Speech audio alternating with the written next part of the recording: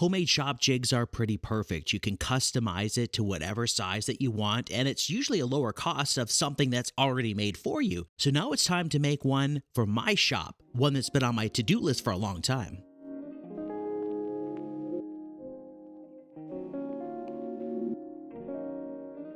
I have a couple of projects coming up that require dados, and yeah, I do have a dado blade for my table saw, and there are other ways to do it, but I've always wanted to make a dado jig for my shop. A lot of my shop jigs and furniture are made from MDF melamine covered plywood or birch plywood, so I'm going to break down what I have on hand for this. I'll customize this jig so it fits both my full-size router and my trim one. You never know when you're going to need it for either one.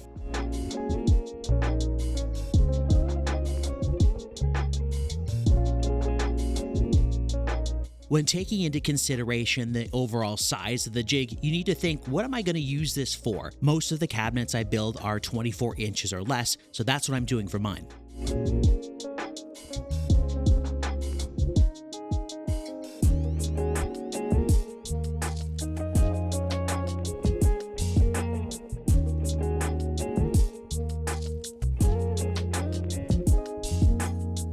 If you're enjoying the video so far, hit the like button. If you want to subscribe for more shop builds, shop jigs, and even home furniture, hit that subscribe button.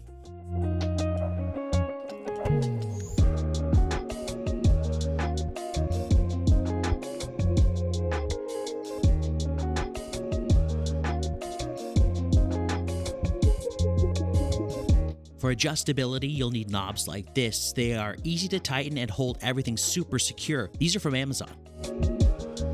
I'll take some time now to mark where I want the hold down bolts to go. The next decision is, how wide do you want your dados to be? This jig is going to be around 3 inches total.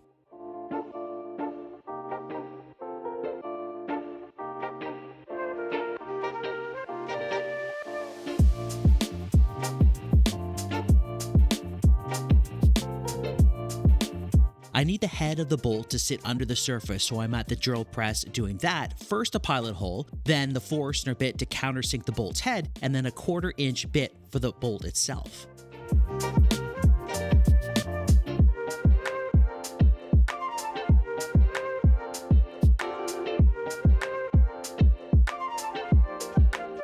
Time to take a crack at making the slot for the bolt to make the jig adjustable. You could use a jigsaw, bandsaw, whatever you got. I'm going to use my router set up with a 1/4 inch straight bit and a straight edge to run it along.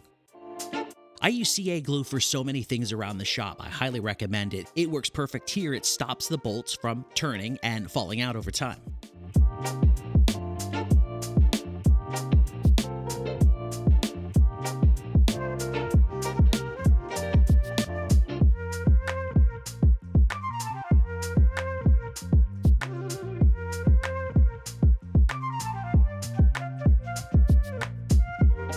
There is one thing I would change about this jig after using it. Stay tuned to the end of the video and I'll tell you what it is.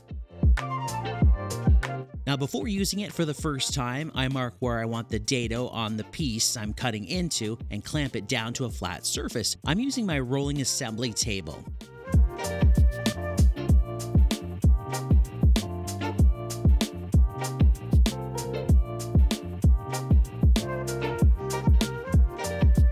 After everything is lined up, I clamp it down for good and give it a shot. I'm using a 3/4 inch bit with a bearing.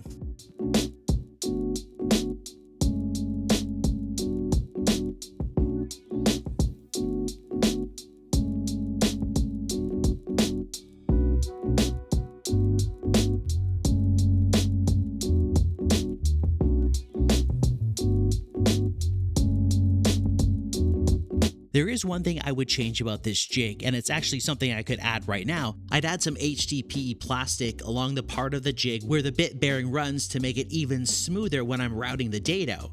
So what do you think? Are you going to build a dado jig too?